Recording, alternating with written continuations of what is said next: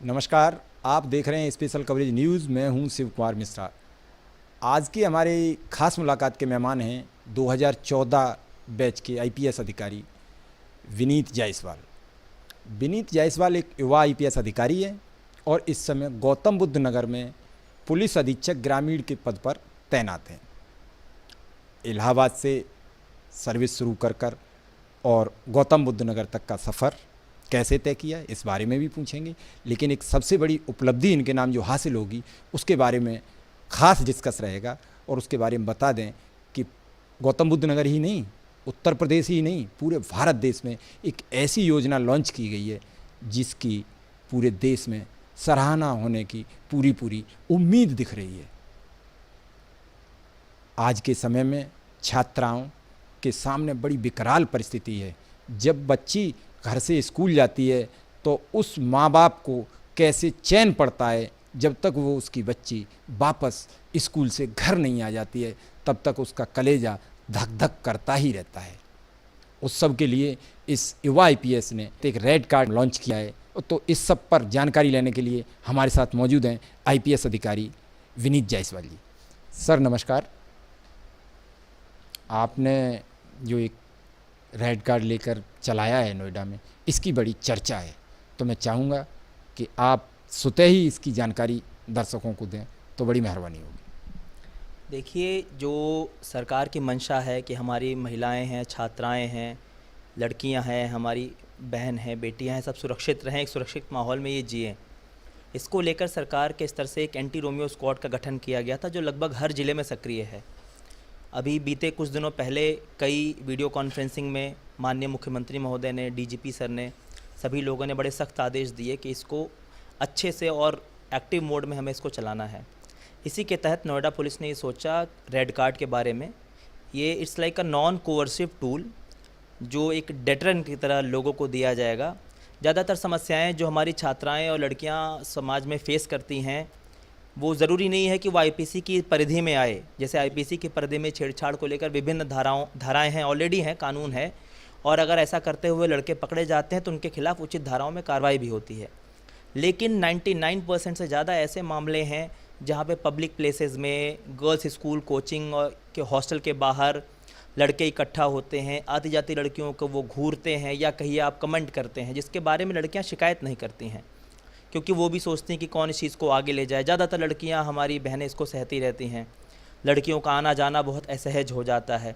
ये red card mainly ऐसे लड़कों को फोकस करता है, ऐसे शोहदों को फोकस करता है जो अनावश्यक रूप से ऐसे स्थानों पे जहाँ पे लड़कियों का आवाजाही ज़्यादा हो या लड़कियाँ वहाँ पे रहती हों या पढ़ती हों, वहाँ पे इकट्ठे होकर अड्डेबाजी करते हैं और उनका निकलना वहाँ पे दूभर हो जाता है।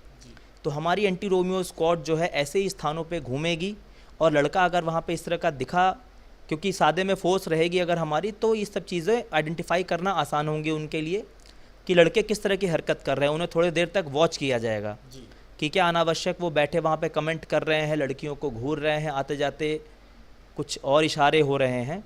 इनको चिन्हित करके ये रेड कार्ड दिया जाएगा। इस रेड कार्ड में उस लड़के की पूरी डिटेल भरी जाएगी, उसका नाम, पता, एड्रेस, सभी चीज़ें रहेंगी। इस रेड कार्ड पे कई तरह के वार्निंग्स भी लिखे हैं कि क्या क्या चीज़ें अपराध की श्रेणी में आती है जो हमारे आईपीसी में अपराध है। And it's like a last warning, क्योंकि हमारे पास कोई अभी लड़की नहीं है जो इसमें शिकायत करे, तो इसमें मुकदमा लिखना उस वक्त पुलिस के लिए पॉसिबल नहीं हो पाता है। लेकिन यदि सिर्फ इन चीज़ों से बढ़ के कोई अपराध होता है तो उसमें तो आईपीसी की धाराओं के तहत हम डील करेंगे। ये रेड कार्ड में जो डिटेल भरी जाएंगी वही डिटेल पुलिस के पास एक रजिस्टर मेंटेन होगा, सेम प्रारूप में, उसी फॉर्मेट में जिसमें वो सारी डिटेल पुलिस के पास भी रहेगी। उस लड़के का नाम, पता, माता पिता का उसमें नाम, मोबाइल नंबर और एड्रेस, और उसकी फ़ोटो भी खींची जाएगी ये रेड कार्ड देते हुए, ताकि उसके दिमाग में डेटरेंट रहे कि अब मैं पुलिस रिकॉर्ड में मेरा नाम आ गया है, दोबारा इस तरह की कोई गतिविधियों में वो लिप्त ना हो। इससे देखिए डबल फ़ायदा है। ये एक बैलेंसिंग एक्ट है। कई बार जब एंटी रोमियो स्क्वाड की कार्रवाइयाँ पहले हुई हैं तो कुछ जगह से इस तरह की पुलिस उत्पीड़न की भी शिकायतें आती रही हैं। कहीं मुर्गा बना दिया, कहीं बाल छिलवा दिए, कहीं उठक बैठक कराएं, जो तमाम मीडिया में हाईलाइट होता है। ना पुलिस को इस प्रकार का कोई अधिकार है, ना इस तरह की कोई कार्रवाई पुलिस की तरफ से होनी चाहिए।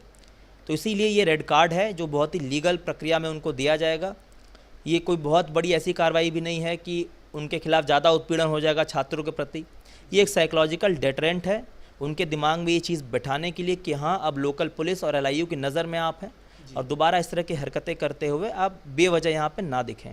तो इस तरह से ये बैलेंसिंग एक्ट है, रेड कार्ड ये इनिशिएटिव है जिसकी माननीय राष्ट्रीय महिला आयोग के अध्यक्ष महोदया ने भी इसकी तारीफ़ की है। तो सर ये जो रेड कार्ड है, क्या इसका कलर भी लाल रहेगा? थोड़ा सा कार्ड के बारे में और थोड़ा सा अगर डिटेल दे देंगे तो ठीक रहेगा। ये देखिए रेड कार्ड है, ये मैं आपको दिखा भी सकता हूँ। ये रेड कलर का है रेड कार्ड। इसमें एंटी रोमियो स्क्वाड और इसमें जो गाइडलाइंस हैं कि किस दशा में आपको पकड़ा गया है और आइंदा से ये चीज़ रिपीट ना हो, और कुछ चीज़ें जो लड़कों के बारे में है कि घूर के देखना महिलाओं को या उनका पीछा करना, अश्लील टिप्पणियाँ करना, ये सब आईपीसी के अपराध हैं। इस बारे में भी उनको सचेत किया गया है ताकि उनको बिल्कुल क्लियर रहे। इसी के साथ साथ एक और चीज़ पुलिस कर रही है, नोएडा पुलिस कर रही है, जो कि अभियान चालू हो चुका है, पिछले 2 दिन से वो निरंतर चल रहा है। एक नोएडा पुलिस ने फीडबैक फॉर्म भी छपवाए हैं, it's like a white card. वो फीडबैक फॉर्म हमारी छात्राओं के लिए हैं, जो विभिन्न कंपनियों में कार्यरत महिलाएं हैं उनके लिए हैं। लगभग हर थाने में एक एंटी रोमियो स्क्वाड का गठन किया गया है। वो एंटी रोमियो स्क्वाड जो है हर स्कूल में, गर्ल्स कॉलेज में, गर्ल्स कोचिंग में जाके उस फीडबैक फॉर्म को बांट रहे हैं, महिलाओं को एंटी रोमियो स्क्वाड के बारे में जागरूक कर रहे हैं। उस फीडबैक के माध्यम से हम ये लड़कियों से जानना चाहते हैं कि ऐसे कौन कौन से जगहें हैं, ऐसे स्थान हैं जहाँ पे उनको आवश्यकता ज़्यादा महसूस होती है कि एंटी रोमियो स्क्वाड यहाँ पे ज़्यादा सक्रिय होना चाहिए।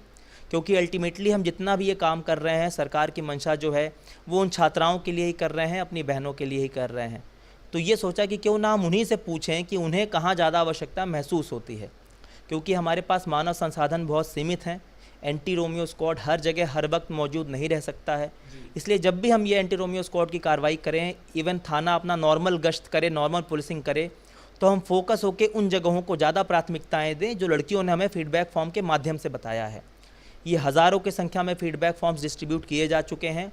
ये फीडबैक कलेक्ट करके इन हर स्थान की हम थानावार सूची बनाएंगे। हर थाने के पास अपने इस तरह के हॉटस्पॉट की एक सूची होगी, तो वो सूची सभी चौकी इंचार्ज और एसएचओ वगैरह को और एंटी रोमियो स्क्वाड को उपलब्ध होगी। इवन सीनियर अधिकारी भी उसको मॉनिटर कर सकते हैं। तो जब कभी भी गश्त हो या एंटी रोमियो स्क्वाड निकले तो उन जगहों को हम ज़्यादा फोकस करेंगे। इस तरह से हम कम संसाधनों में एफिशिएंट पुलिसिंग कर पाएंगे। तो इसलिए ये फीडबैक फॉर्म भी साथ ही साथ दिया जा रहा है और रेड कार्ड का भी जो है प्रावधान उसके साथ ही अमल में कार्रवाई लाई जाएगी। सर ये तो एक रेड कार्ड एक छात्राओं को लेकर एक बहुत बड़ी उपलब्धि रहेगी जो आपके नाम रहेगी, क्योंकि नोएडा ही नहीं पूरे उत्तर प्रदेश में और देश में इसकी चर्चा हो रही है। महिला आयोग की अध्यक्ष ने इसके लिए सराहना भी की है। आपने आईपीएस बनने की किस तरह ये ख्याल दिमाग में आया कि हम आईपीएस बने? थोड़ा सा हम ज़रूर जानना चाहेंगे। देखिए, हमारे पिताजी भी एक यूनिफॉर्म सर्विस को बिलोंग करते थे और वो सेवानिवृत्त हुए जेल अधीक्षक के पद से। तो यूनिफॉर्म के प्रति थोड़ा लगाव बचपन से मन में था और ये था कि हम भी सिविल सेवा की इसमें तैयारी करेंगे।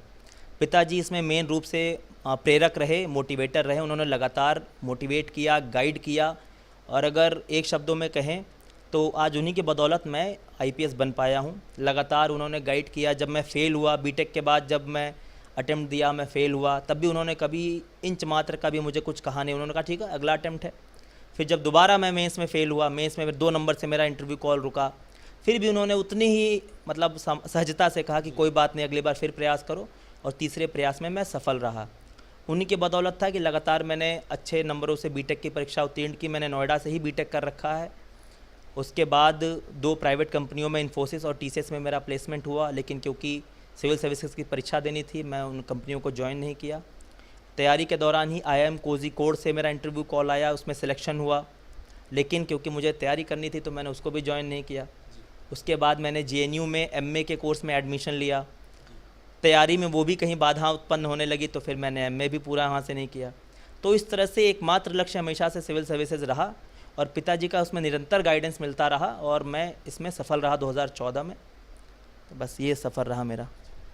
इलाहाबाद से सर्विस की शुरुआत हुई, नोएडा तक का सफ़र, थोड़ा सा इस पर भी चाहेंगे जानकारी। देखिए, जब नेशनल पुलिस एकेडमी हैदराबाद से हमारी ट्रेनिंग कंप्लीट हुई तो 6 महीने का एक छोटा कार्यकाल अंडर ट्रेनिंग का मेरा आगरा में भी हुआ, जब हम थाने के इंचार्ज बनते हैं। वहाँ पे रह के भी मुझे जो वहाँ पे एसएसपी सर थे प्रीतिंदर सर, उनका बहुत अच्छा मार्गदर्शन मिला। काफ़ी जुआ सट्टा इन सब चीज़ों का काफ़ी जंजाल फैला हुआ था वहाँ पे। तकरीबन 20-25 बड़े बड़े रेड हमने वहाँ किए, जुए पे, सट्टे पे, पूरे जनपद से लगभग इन चीज़ों का नाम ख़त्म कर दिया। उसके बाद जब पहली पोस्टिंग एज एएसपी इलाहाबाद मिली, इलाहाबाद भी अपने आप में एक बहुत ही बड़ा और महत्वपूर्ण शहर है जहाँ पे पुलिस बहुत ही चुनौतीपूर्ण माहौल में काम कर रही है। वहाँ भी सभी सीनियर्स का मुझे गाइडेंस मिला और निरंतर मैंने वहाँ अच्छा काम किया। कम्युनिटी पुलिसिंग के भी इनिशिएटिव्स लिए, कई बड़ी घटनाएं हुई जो एज अ एएसपी रह के मैंने वर्कआउट की। और वहीं पे सीनियर्स का ही आशीर्वाद था कि मुझे डीजीज कमेंडेशन डिस्क जो हमारे डीजीपी महोदय द्वारा दिया जाता है, सिल्वर कमेंडेशन डिस्क मुझे मिला। उसके बाद वहाँ से हमारा ट्रांसफ़र प्रमोशन के बाद एज एसपी सिटी इटावा हुआ। इटावा में एसपी सिटी की वो पहली पोस्टिंग थी, इसके पहले एसपी सिटी का वहाँ पद नहीं था। तो ये भी अपने आप में एक चुनौती भरा कार्य था कि पहले बार उस पद का सृजन हुआ है, उसमें अपने आप को स्थापित करना और लोगों को ये बताना कि हाँ एक एसपी सिटी का पद है जो आपकी समस्याएं सुनने के लिए नया सृजन किया है सरकार ने। तो एज एसपी सिटी रह के भी मैंने 4.5 महीने निरंतर वहाँ सेवा की लोगों की। लोग जाने लगे जब वो ऑफिस स्थापित हो गया।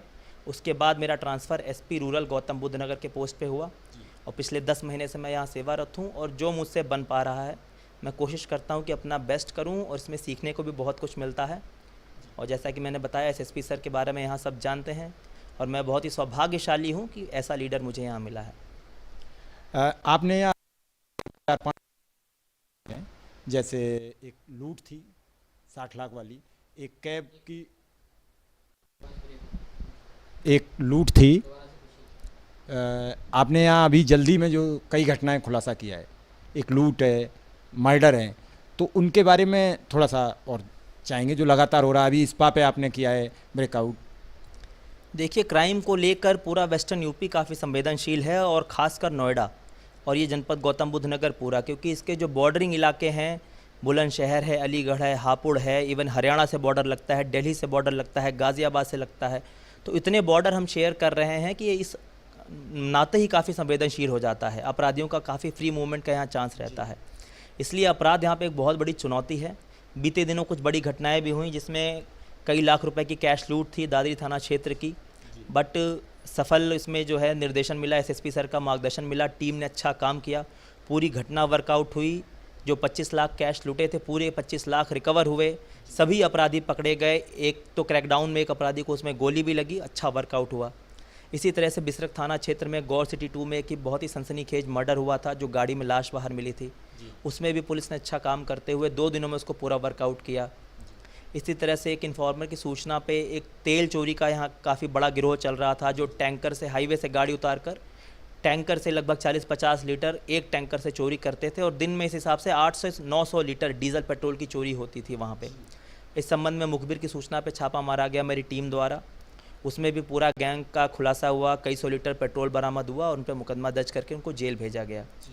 इसी प्रकार यहाँ पे एक बाइक बोट नाम का एक मल्टी करोड़ स्कैम चल रहा था, जिसकी कई हज़ार करोड़ में कीमत इसमें आंकी जा रही है। उसके ऊपर भी जांच करके नोएडा पुलिस ने उसका खुलासा किया, उन पर मुकदमा पंजीकृत किया। आज उसका मास्टरमाइंड जेल में है और उसके ऊपर तकरीबन 35 मुकदमे दर्ज किए जा चुके हैं और एसआईटी का गठन हो चुका है। और कोशिश ये हो रही है कि ज़्यादा से ज़्यादा रिकवरी उसमें हम कर पाएँ और हम इसमें निरंतर प्रयासरत हैं। चुनौतियाँ हैं, लगातार यहाँ पर चुनौतियाँ हैं, लेकिन पुलिस भी यहाँ पर निरंतर अच्छा काम कर रही है। अंतिम क्वेश्चन और एक जानकारी लेंगे आपसे, नोएडा में सबसे ज़्यादा किन समस्याओं का सामना आपको करना पड़ता है? देखिए, कोई एक समस्या ऐसा नहीं जिसको मैं फोकस कर सकूं। यहाँ पे मेनली जो इश्यूज़ हैं वो कई बिल्डर बायर के इश्यूज़ हैं, लेकिन वो ठीक तरीके से पुलिस परव्यू में नहीं आते हैं, उसके लिए और अथॉरिटीज़ हैं। बाकी जैसा कि मैंने आपको बताया, क्योंकि ये जनपद इतने और जनपदों से बॉर्डर शेयर करता है, विभिन्न राज्यों से बॉर्डर शेयर करता है, इसलिए अपराध पे लगाम लगाना यह एक बहुत बड़ी चुनौती है, जिसके लिए रह कर यहाँ पे नए नए इनिशिएटिव्स लिए जाते हैं, पेट्रोलिंग बढ़ाई जाती है, सघन चेकिंग अभियान चलते हैं, जो शासन आदेश हुआ है उस हिसाब से इसमें पैदल गश्त होती है। तो ये सारी चीज़ें हैं। अपराध यहाँ पे एक बहुत बड़ी चुनौती है। पहली तो अपराधों को रोकना और दूसरा अगर अपराध किसी कारण से घटित हो जाता है तो उसको जल्दी ही सफल वर्कआउट करना, और इन दोनों दिशा में नोएडा पुलिस निरंतर प्रयासरत है और काफ़ी मेहनत से हम इसमें लगे हुए हैं। ये थे हमारे साथ युवा IPS अधिकारी विनीत जायसवाल, जिन्होंने हमारे सभी सवालों का जवाब बड़ा बेबाकी से दिया और जनपद की पुलिस की स्थिति बयां की। मिलते हैं किसी अगले ख़ास मेहमान के साथ अगली मुलाकात में। आज सिर्फ इतना ही। नमस्कार।